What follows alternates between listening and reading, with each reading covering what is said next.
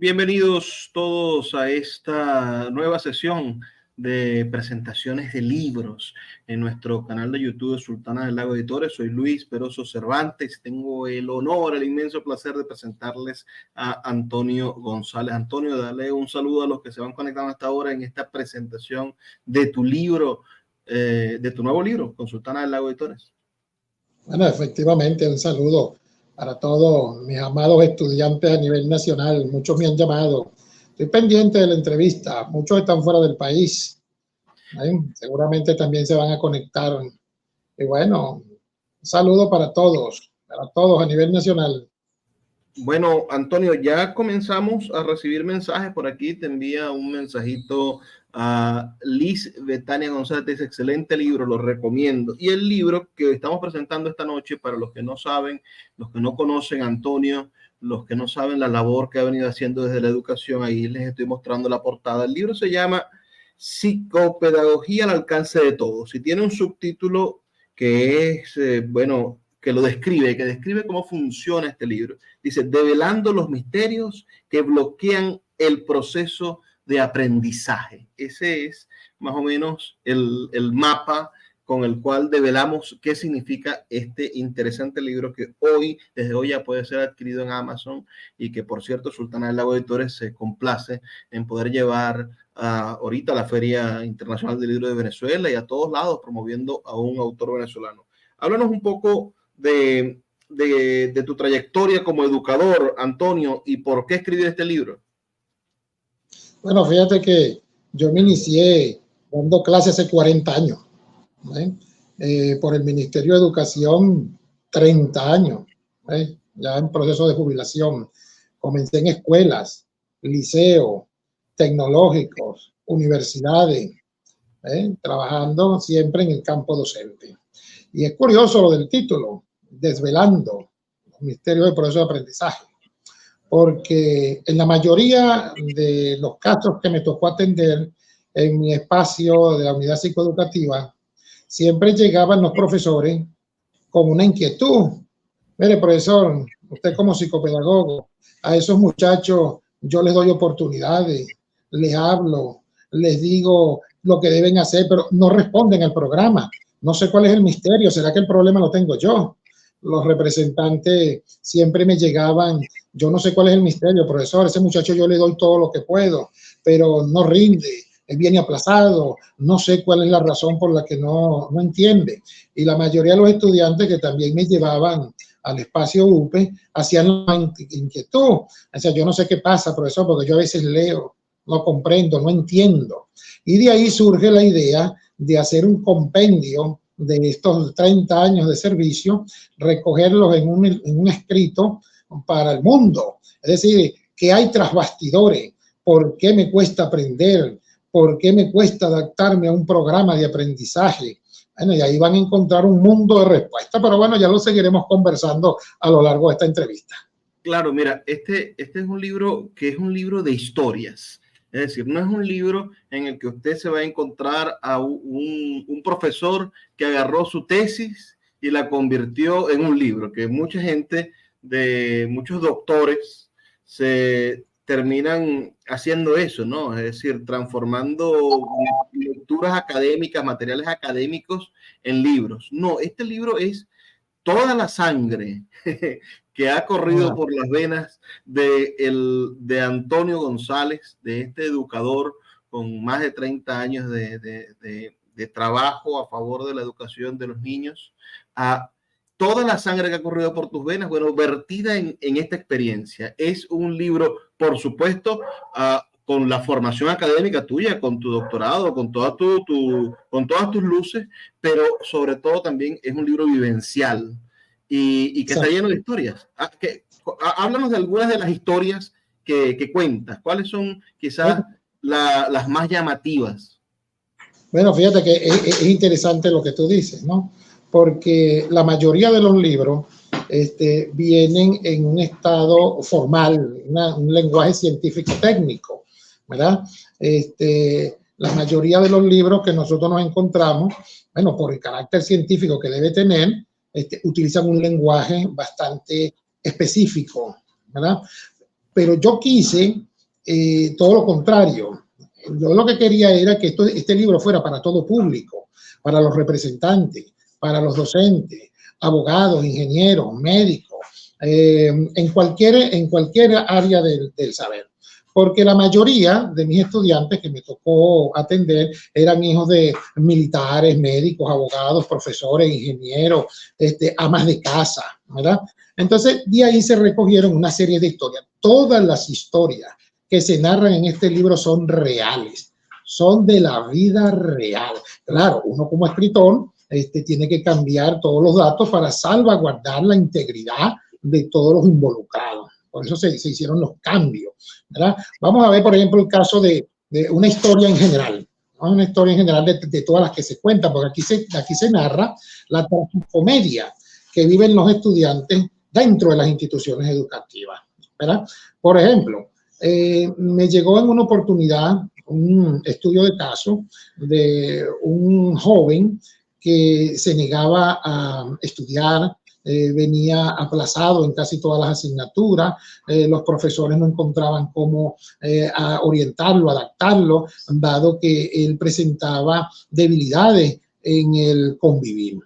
Cuando me tocó entrevistarlo, bueno, era un muchacho que de verdad no seguía instrucciones, estaba dado en el consumo de sustancias psicotrópicas, alcohólicas, un joven bastante difícil, decían los docentes.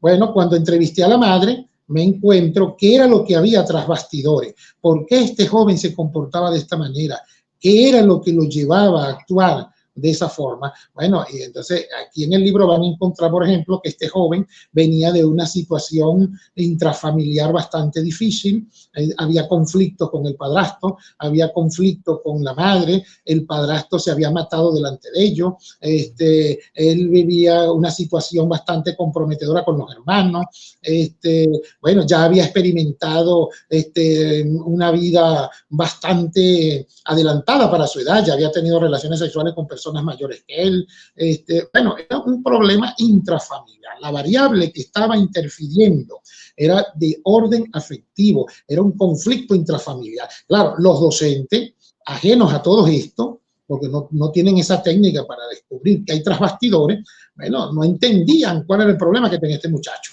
Allí en el libro se narra cómo se atendió, a qué especialista se refirió, psicólogo, sexólogo, orientadores, y cómo en un equipo multidisciplinario dirigido, en este caso por mí como psicopedagogo, bueno, creamos el plan de intervención con la buena voluntad de que al final logramos que el muchacho avanzara y hoy por hoy es un profesional.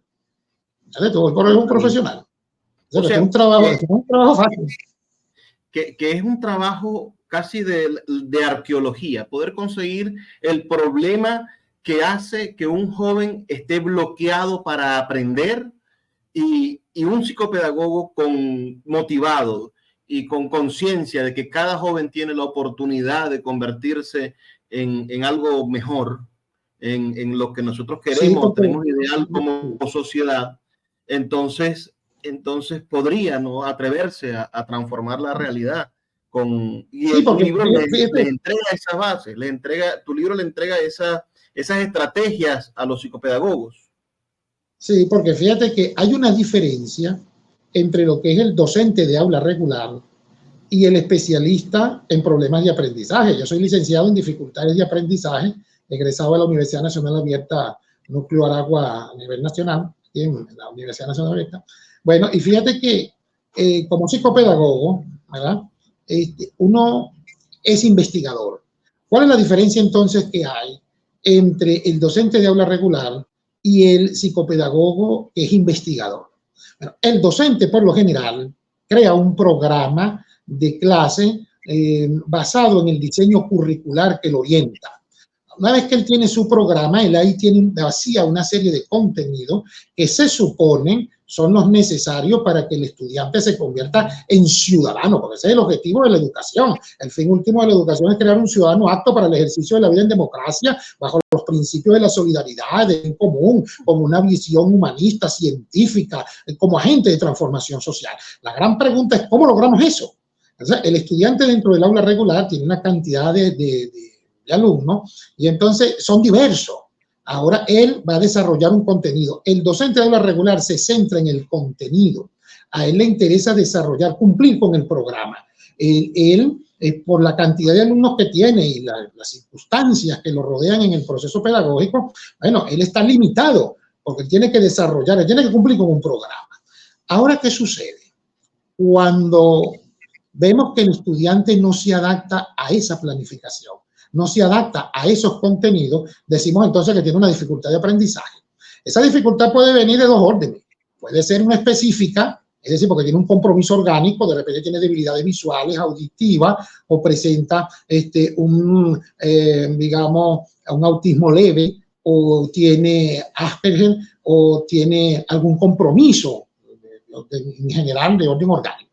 Pero está un grueso grupo que no tienen ninguna de esas características, sino que se dice que es una dificultad no específica porque el problema no está en el organismo, sino que es de orden psicológico, es desmotivación, es conflictos dentro del hogar, conflictos dentro de la misma comunidad donde vive.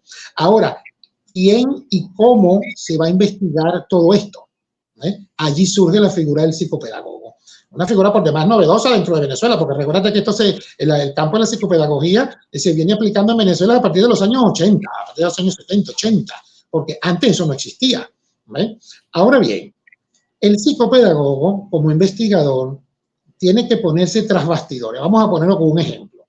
Imaginemos por un momento que estamos en un teatro. El público, por lo general, ve a los actores, aplaude y valora lo que los actores están haciendo allí, lo que ellos están viendo. Pero nadie está viendo lo que hay tras telón, donde está el director, el guionista, el maquillador, el que está limpiando, el que está moviendo el escenario. Eso no lo ve la gente. Ahora, así es educación. En educación estamos viendo al estudiante frente al docente, frente al programa educativo. Pero, ¿qué hay detrás de todo eso? Bueno, el niño, que por ejemplo, vamos a citar un ejemplo, tiene un conflicto con el padre, tiene un conflicto con la madre, está desmotivado, no tiene los recursos necesarios para estudiar, o no ha comido bien, o no tiene la ropa adecuada, o tiene que caminar mucho, o no dispone de la tecnología. Entonces, todo ese grueso de estudiantes, bueno, vienen en conflicto, ya vienen con un problema, ya vienen desmotivados. Ahora van a entrar al salón de clase. Él viene con un conflicto de la casa, de su comunidad. Pero es que resulta que tenemos otro problema. Es que el docente también viene con un conflicto. El docente, en la Venezuela de hoy, no vamos a encontrar un docente que no tiene los recursos suficientes dentro de la institución. Él también tiene un conflicto dentro de su hogar. Él también tiene debilidades económicas. Él también está desmotivado. El docente también está confrontando un cúmulo de conflictos intrafamiliares. Ahora se le pide al docente, deje sus problemas afuera y métase en el aula de clase. Pero el conflicto comienza cuando se encuentran los dos dentro del aula de clase. Por una parte el docente que viene cargado emotivamente de todo este conflicto y por otra parte el estudiante que también lo trae. Ahora fíjate tú cómo se convierte el salón en un ring. Esa maestra que nos ha hecho llorar con aquello de que ahora los maestros y los alumnos comparten el hambre. Porque antes ese video se ha hecho viral, ¿no? De esa maestra sí. que dice, bueno, antes uno veía al niño, el que estaba distraído, el que estaba mirando la ventana, ese uno sabía que no se había comido la arepa en la mañana. Y uno agarraba y sacaba 10 bolivitas, 5 bolivitas, compraba la arepa, el pancito, se lo hacía llegar sin que nadie se diera cuenta y a la vuelta del recreo el muchacho estaba pendiente. Ahora la maestra no tiene con qué comprarse ni siquiera la arepita de ella. Eso que tú has dibujado es una realidad hoy.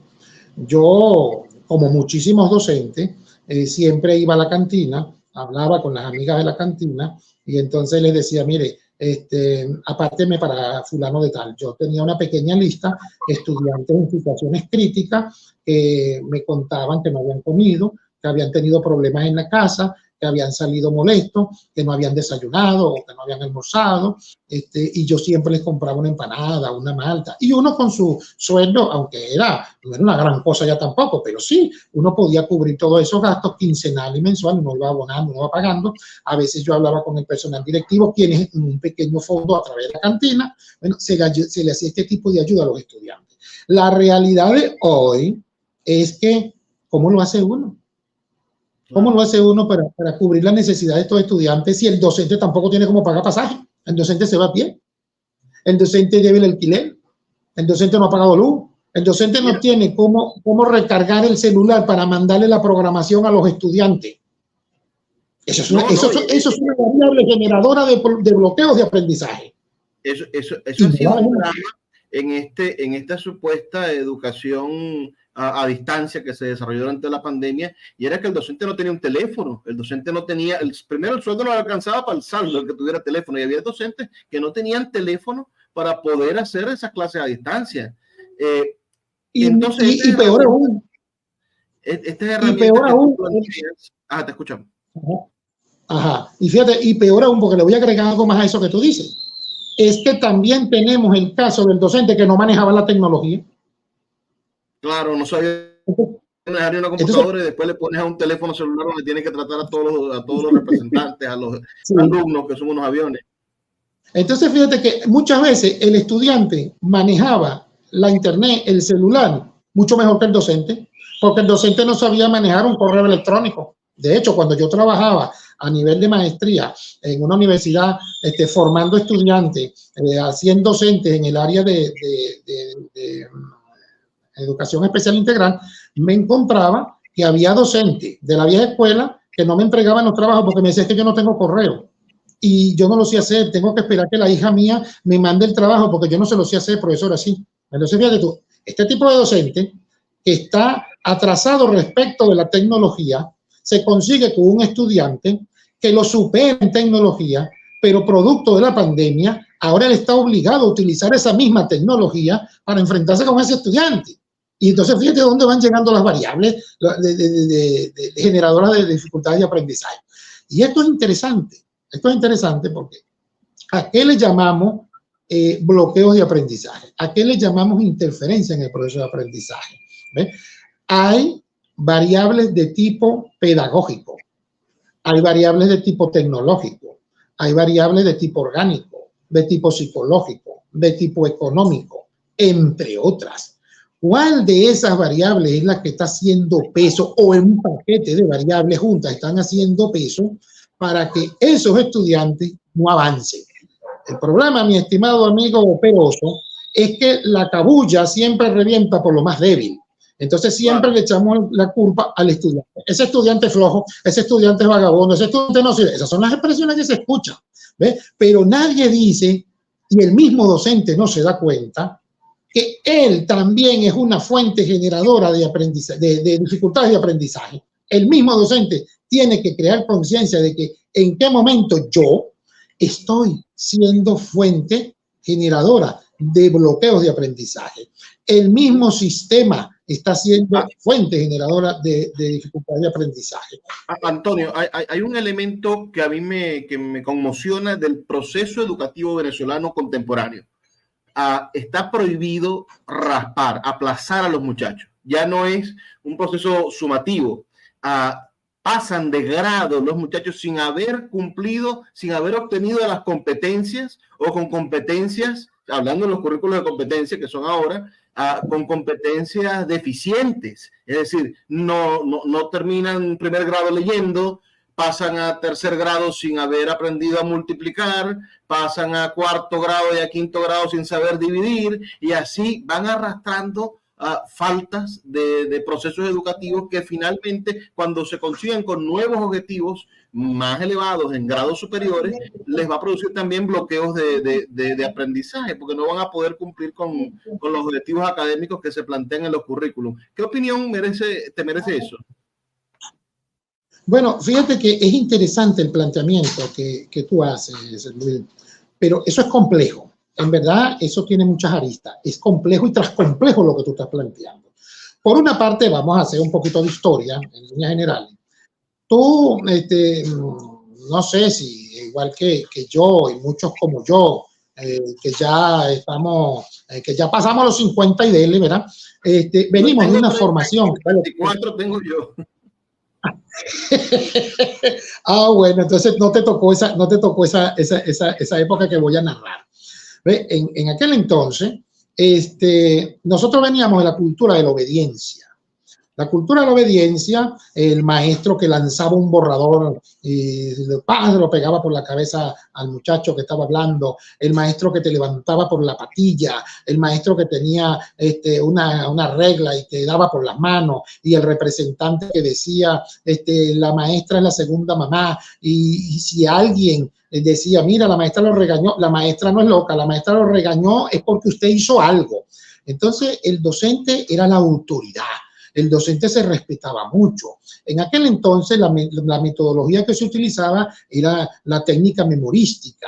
Entonces, hay que se de rodillas y se tiene que aprender esa tabla para atrás y para adelante, y tiene que aprender a escribir y a leer. Un muchacho, por ejemplo, que salía de sexto grado, él sabía leer, escribir, hablaba, investigaba. En aquel entonces no existían los celulares, no existía la tecnología que tenemos ahorita. Uno tenía que irse a una biblioteca a buscar libros, manejar información. No existían fotocopiadoras ni nada de eso. Estamos hablando de los años 60, 70, 80. ¿Ves? Ahora, ¿qué sucede? A raíz de que se viene estudiando en profundidad, a raíz de los auges de la psicología, y se viene poniendo de manifiesto las secuelas, las cicatrices que va dejando esto en muchos estudiantes, en muchas personas. Bueno, se fueron creando leyes para evitar los excesos, para evitar ese maltrato, porque en realidad no dejaba nada bueno, ¿verdad? Es verdad que muchos salían excelentes profesionales, pero cuando tú entrevistas a muchos profesionales te dicen, sí, yo recuerdo que antes eran duros con uno, antes a uno le pegaban mucho, me dejaron tal cicatriz, tal cosa, ¿sí? Se quedan esas secuelas psicológicas. Entonces, ¿qué era lo que se quería? Lo que se quería era, por una parte, generar un documento, una ley que permitiera que por lo menos esos excesos se eliminaran y que se entrara en una nueva visión pedagógica. ¿Cuál fue el problema?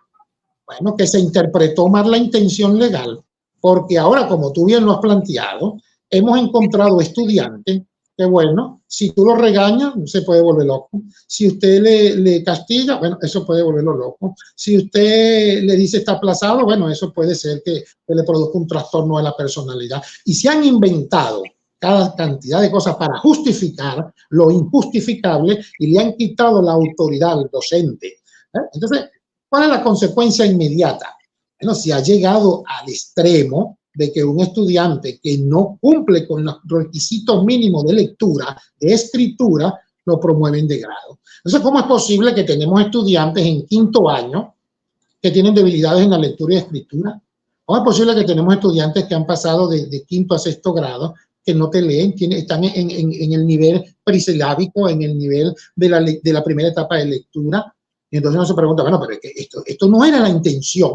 Aquí se desvirtuó la realidad de lo que se quería.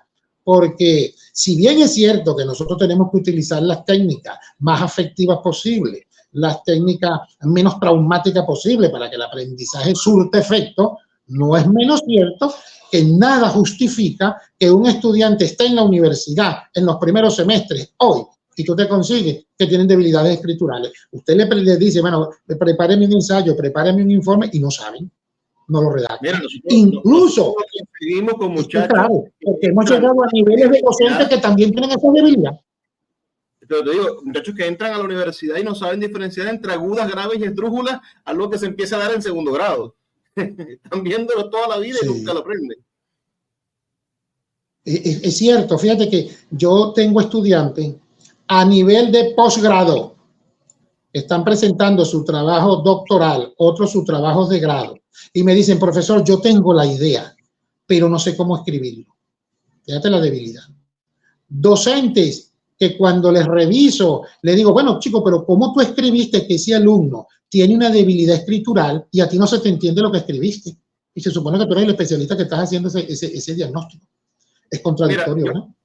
Yo tuve mi aventura como docente, evidentemente respeto mucho tu dedicación durante años. Yo maté tigres como profesor de cátedra de literatura estudiando letras, mientras estudiaba letras. Bueno, estaba necesitando dinero, necesitaba un profesor y me lancé a la aventura de dar clases en un liceo toda la mañana, en un liceo privado. fue una aventura enriquecedora, pero al mismo tiempo aterradora. Es decir, yo debo decir que estaba aterrado con lo que pasó y finalmente renuncié porque no logré superar, y este es el caso del docente, ¿no? Cómo tiene que ser valiente un docente. Se levantó un muchacho de cuarto año de bachillerato. Yo les había puesto un juego para que cada uno eligiera un autor, que iban a leer un libro durante todo el año, y vamos a mantener ese discurso. Y el muchacho se levantó y me dijo, yo no quiero leer ese libro, a mí de verdad no me interesa la poesía, no me interesa la literatura, yo lo que quiero es ser bachiller para meterme a la policía y caerle a tiro a la gente. Me dijo eso frente a todos los otros estudiantes. Me dice, ¿para qué me va a servir a mí Safo? Me decía el muchacho. Y para mí fue traumático, porque realmente yo no le pude decir más que bueno, que la literatura no era para todo el mundo. Me equivoqué quizás en decir eso. Y evidentemente le dije que se sentara y que tomara apresto y que intentara pasar la materia para que cumpliera su sueño de salir a caerle a tiro a la gente. Pero ahora eso es un fantasma que me persigue. Yo todo el tiempo que me encuentro con un grupo de estudiantes pienso, aquí puede haber un muchacho que me diga lo mismo y yo no pude inspirarlo, yo no pude cambiarlo, yo no pude cambiarle su forma de pensar, es decir, no tenía yo las capacidades para hacerlo. Y creo que hay muchos docentes y muchos estudiantes de educación que se enfrentan a ese miedo, al miedo de no tener la capacidad de inspirar al muchacho, que además está que son tan complejos, que son verdaderamente difíciles de inspirar en algún momento. Mira, es interesante el ejemplo que tú traes a colación, porque aquí vamos a definir qué es realmente la vocación. ¿Ve? Cuando yo me inicié en esto, yo estaba seguro de que yo no me iba a ser millonario como docente, y más los antecedentes que yo había investigado, pues sabía que ninguno era millonario. Pero yo sí estaba claro, y el tiempo, los años me lo confirmaron, que yo iba a ser millonario en respeto, solidaridad, consideración. Hoy mis estudiantes, eso es muy bonito cuando yo ando por la calle y se para un carro, profesor, súbase. A veces he estado en un restaurante, profesor, y entonces, mire, ¿cuánto debo aquí? No, usted aquí no debe nada, profesor, esto es todo por la casa. Y entonces de repente voy a una institución, caramba, mi profesor, pase por aquí. Y entonces donde yo voy, el respeto, la admiración. Pero eso es un trabajo. Ahora muchos me dicen, caramba, profesor, usted sí es sortudo. Donde quiera que va lo atienden, sí, porque es que el trabajo lo llaman suerte. 40 años de trabajo, entonces creen que eso es suerte. Ahora fíjate tú, ¿qué es exactamente la vocación? Yo lo veo de esta manera. Para mí, la educación no fue un trabajo, fue una forma de vida. Hoy, yo soy un hombre que todavía sigo trabajando, pero yo no lo veo como un trabajo. Para mí, esto es parte de la vida misma. La mayoría de mis estudiantes me pedían la bendición.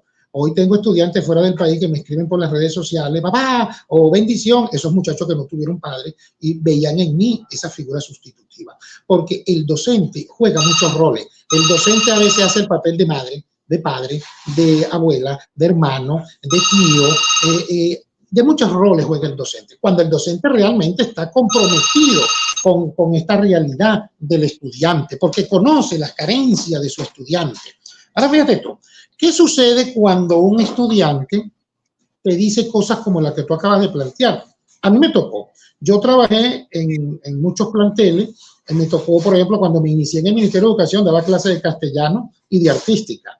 Y en un privado me tocó dar clases de historia.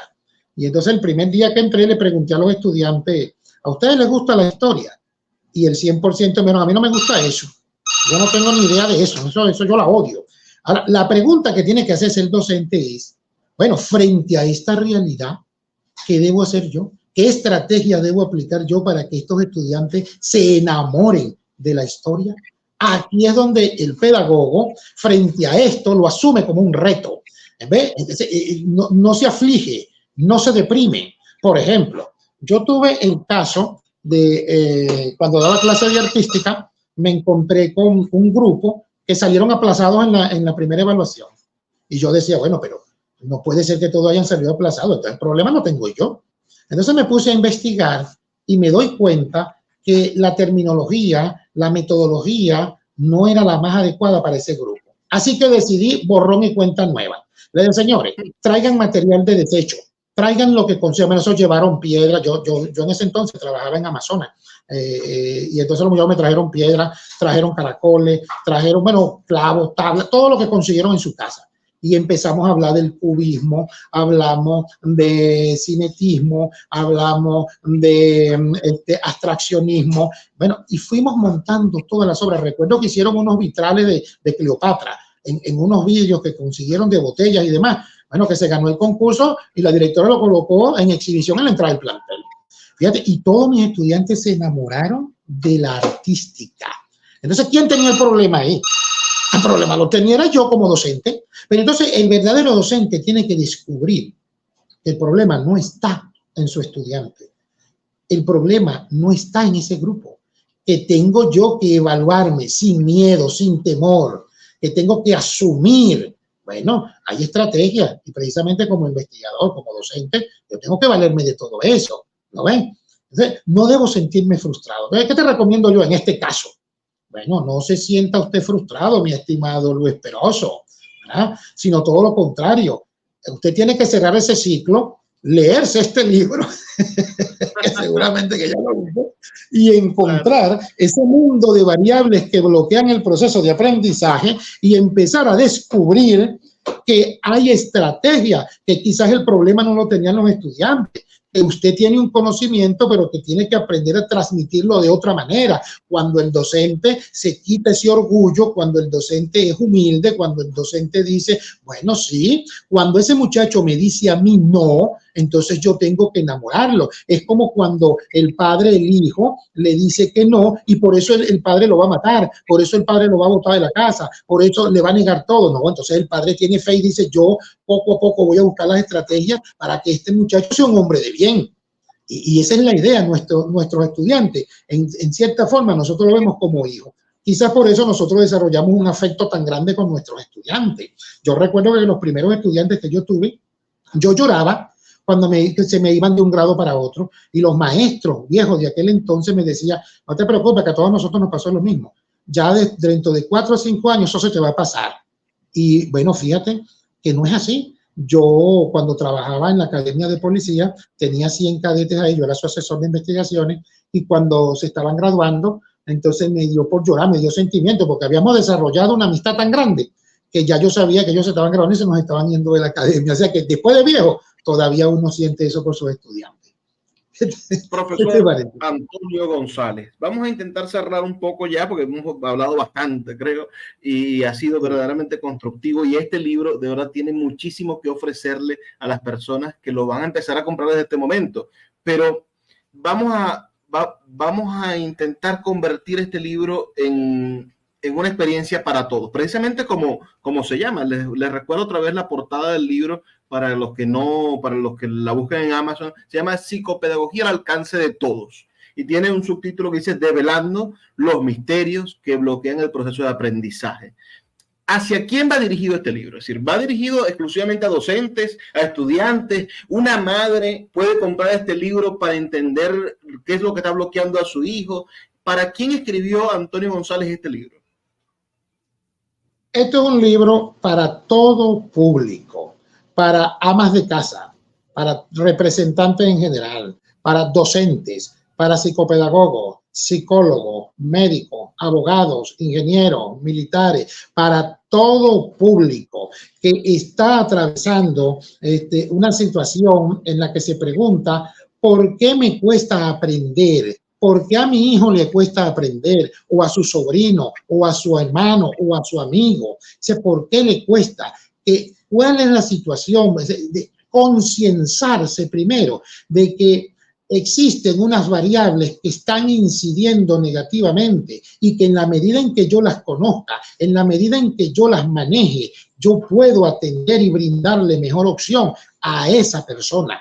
Por eso es que el título habla desvelando los misterios, es decir, eso que no conocemos, eso que nos preocupa, que nos asusta en el proceso de aprendizaje. Porque recuérdate tú que aprendizaje es todo cambio de conducta. Si no ha habido un cambio de conducta, quiere decir que no ha sido efectivo el proceso de enseñanza. Entonces, por ejemplo, si nosotros tenemos un estudiante que le decimos, mire, cada vez que usted se monte en una unidad colectiva, diga buenos días. A la mañana siguiente, observamos que no dice buenos días. Quiere decir que no aprendió. Usted le dice, mire, que es importante que cuando llegues a cualquier parte diga buenos días, buenas tardes. Pero tú observas que cada vez que está en el público no saluda. Entonces, no, lo que le he dicho no ha resultado, no ha sido efectivo, porque lo veo que todavía sigue sin saludar. Todavía no ha aprendido, no ha cambiado su conducta. Porque ¿qué es conducta? Manera de responder frente a un estímulo. Ahora, la pregunta es esta.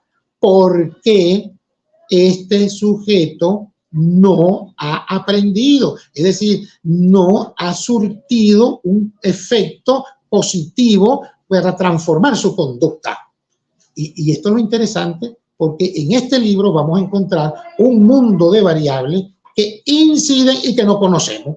Entonces, quizás vamos a encontrar ejemplos, narrativa, que se asemejan a lo que estoy viviendo o parecida, y vamos a analizar ahí en este libro dónde está, cuál fue el método que se utilizó, cómo se formaron los equipos, cómo se hizo el diagnóstico, cómo se hizo la evaluación, cómo se hizo el plan de intervención y cómo se superó la dificultad de aprendizaje. Este es un libro para todos, en un lenguaje ameno, porque allí van a encontrar todo tipo de lenguaje, desde el coloquial, literario, poético, narrativo, desde el punto de vista de lo que las personas están diciendo. Entonces, y eso es lo más interesante. Bueno, Antonio, verdaderamente feliz, contento con haber tenido esta conversación contigo a esta hora, y por supuesto con que el libro ya esté por fin a la venta en Sultana del Lago. Pueden pedirlo en las redes sociales Sultana, pueden pedirlo en la librería Puerto de Libros, que distribuye a todo el país.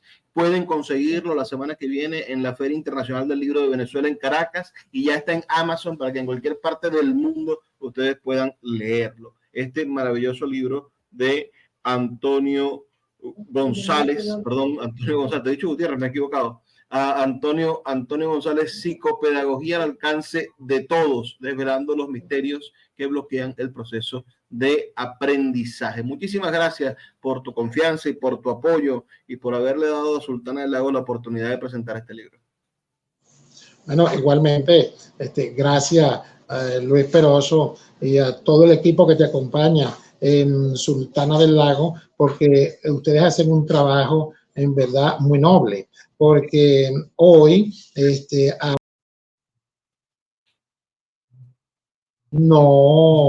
muchos estudiantes están negados a la lectura. Muchos estudiantes se van más hacia lo visual, hacia los videos, hacia esa información que poco dice, que confunde, que no es significativa, y que una editorial como la que tú representas, la que tú llevas adelante en ese equipo, y que todavía esté produciendo textos, produciendo libros para que estén al alcance de todos, bueno, eso es un trabajo titánico y por demás muy, muy importante para el progreso de un país. Bueno, de manera pues que yo, ya cerrando, porque me dice ya tenemos que cerrar esta entrevista, bueno, yo más que me resta decirle al público en general, mire, uno debe invertir en salud. Y la salud mental es importante. A veces uno tiene un estrés, una angustia, una preocupación porque no sabe manejar los distintos conflictos que tiene con sus hijos, con la familia, con los amigos, con los estudiantes. Entonces, es necesario entender qué es lo que está pasando. Y estos libros de autoayuda que nos orientan, que nos guían, no son un recetario, no es la panacea a todos los problemas, pero es una guía, es una orientación que me puede encaminar hacia la solución para ganar salud, para ganar tranquilidad, y la intervención que voy a hacer con aquella persona que la necesita sea la más efectiva, la más eficiente y la más eficaz. Bueno, Antonio, gracias por todo. Espero que pronto podamos preparar unos talleres que nos dicten, unos micro talleres, unas charlas de 30 minutos donde hablemos de estos temas y podamos promover el libro con eso. Estoy seguro que muchísima gente se va a querer inscribir en esas charlas para promover el libro, por supuesto. Sí, es muy importante. Bueno, complacido, y cuando tengas el bien invitarme, Luis Peroso, sabe que vas a contar conmigo. Sí, señor. Te espero el año que viene en el simposio de pensamiento literario para que hablemos sobre literatura y educación. Muy bien. Por ahí tengo otras obras que estoy escribiendo que quiero ponerlas en tus manos, ¿verdad? Un poemario. Aparte de eso, estoy haciendo como la continuación de este libro, porque muchos me dicen, mire, ¿por qué no hablamos de la escuela y lo que pasa en la universidad? ¿Por qué no continuamos por ahí? Bueno, pues es posible, ¿verdad? Y entonces quiero ponerlo en tus manos para que esta prestigiosa editorial también lo lleve, dé la oportunidad al mundo entero de tener contacto con este tipo de lectura. Un abrazo, Antonio, y a todos los que nos sintonizaron. Bueno, ya saben, está disponible en Amazon este libro. No dejen de comprarlo, no dejen de meterse en esta aventura que es poder ayudar a otro a transformar su realidad a través de la educación. Y esta oportunidad que nos brinda Antonio de conocer de primera mano, de alguien con verdadera experiencia, lo que es participar en la transformación educativa. Así que hasta luego. Gracias a todos por estar aquí. 1.000.000 de gracias. Dios les bendiga.